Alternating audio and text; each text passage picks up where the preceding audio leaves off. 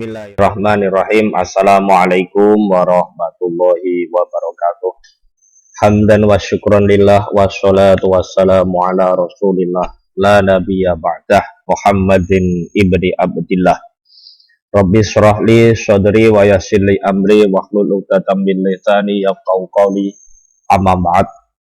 Berjumpa kembali di channel Selamat Ariano channel pembelajaran pendidikan agama Islam dan budi pekerti.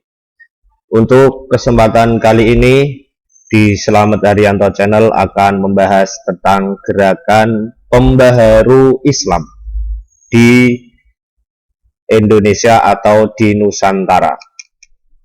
Untuk yang kedua, gerakan politik.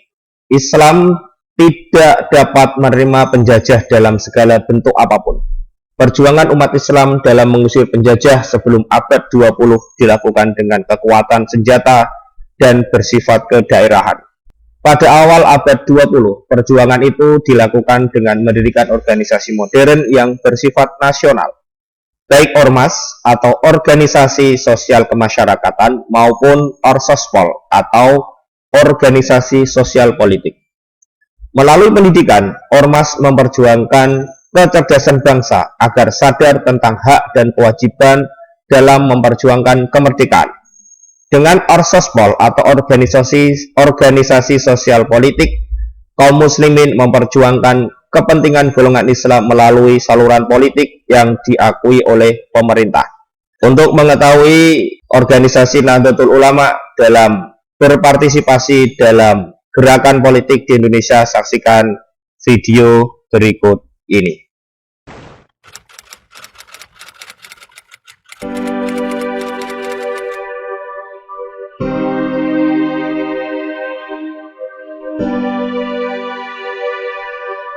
Ketika itu tokohnya yang terkenal Pak Subhan dengan Pak Syekhu ngotot ingin pemilu luber langsung bebas rahasia dengan keyakinan NU akan menang, minimal akan menunjukkan kekuatan NU lah.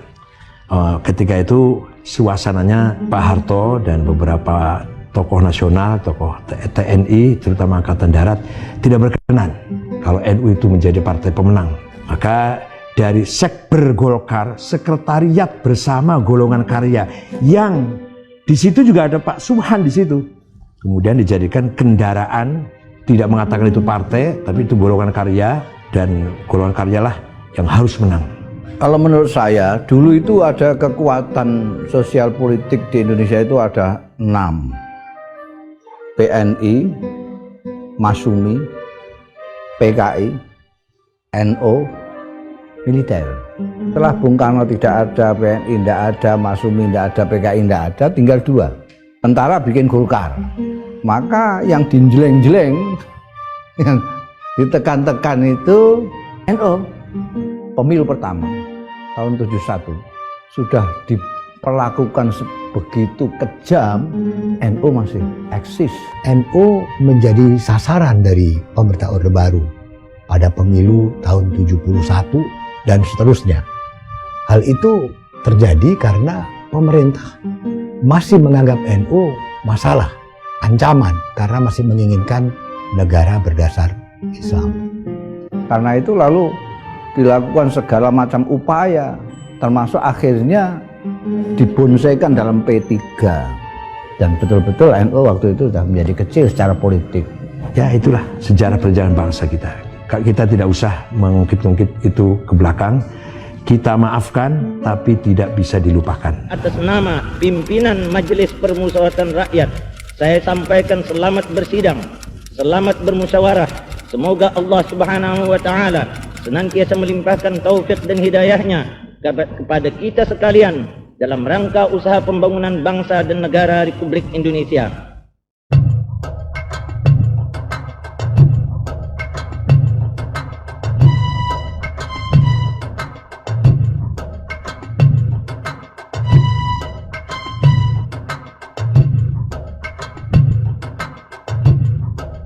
Zaman Orde Baru yang paling dilalimi oleh Orde Baru itu orang NU. Orang NU yang paling dilalimi. Agak kendor dilalimi itu sebentar saja ketika NU menerima asas Pancasila dan mengeluarkan Hitoh itu. Khitoh ini merupakan langkah besar dari NU. Maknanya adalah pertama, penyatuan wawasan NU dengan kepentingan nasional. Sehingga NU bukan lagi bagian dari partai politik. Dia harus menjadi bagian dari kepentingan nasional. NU mempunyai istihad, sepakat bersama Munas Situbondo dalam Munas itu bahwa NU keluar dari partai politik, kembali ke khitoh NU, yaitu pertama kali NU dibangun oleh Kiai Hasyim Asy'ari bukan sebagai partai politik, sebagai organisasi keagamaan dan kemasyarakatan. Penerimaan NU terhadap Pancasila pada tahun 83 di Munas Alim Ulama yang diperkuat dengan Muktamar tahun 84, tidak ada lagi masalah itu. Dan itu, penerimaan itu adalah menurut saya awal baru dari hubungan antara Islam dan Indonesia. Gus Dur sama Kiai Ahmad Siddiq itu mempunyai diplomasi yang bagus sekali, sehingga bisa meyakinkan Pak Harto bahwa khitoh ini akan lebih baik, dan ternyata dimanfaatkan betul sama Pak Harto. Khitoh ini untuk menghalang-halangi orang untuk berpolitik praktis saja itu. Khitoh Nahdlatul Ulama itu berarti menata kembali Nahdlatul Ulama menurut cita-cita semula. Itu pokoknya ke sana. Ya, noto masalah dakwah, masalah ibadah, masalah paham keagamaan dan lain-lain, juga noto bagaimana sikap kenegaraan kita dan lain-lain, termasuk juga bagaimana sikap kita terhadap politik. Khitoh Nahdlatul Ulama ini pada prinsipnya adalah menunjukkan ini loh, garapan-garapannya pendahulu-pendahulu kita dulu yang harus dilaksanakan secara baik, secara organisatoris, secara bagus.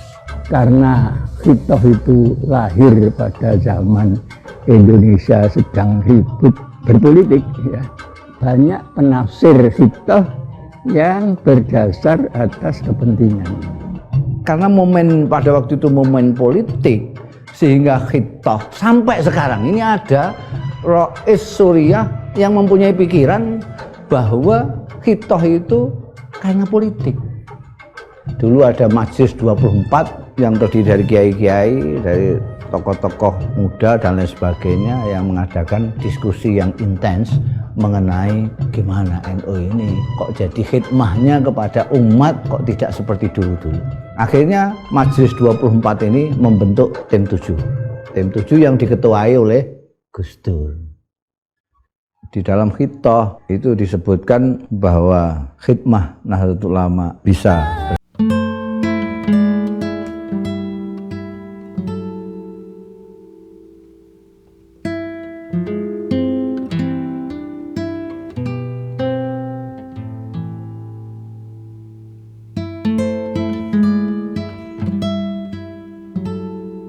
Ini saya cukupkan sekian, semoga bermanfaat. Terima kasih. Billahi taufik wal hidayah.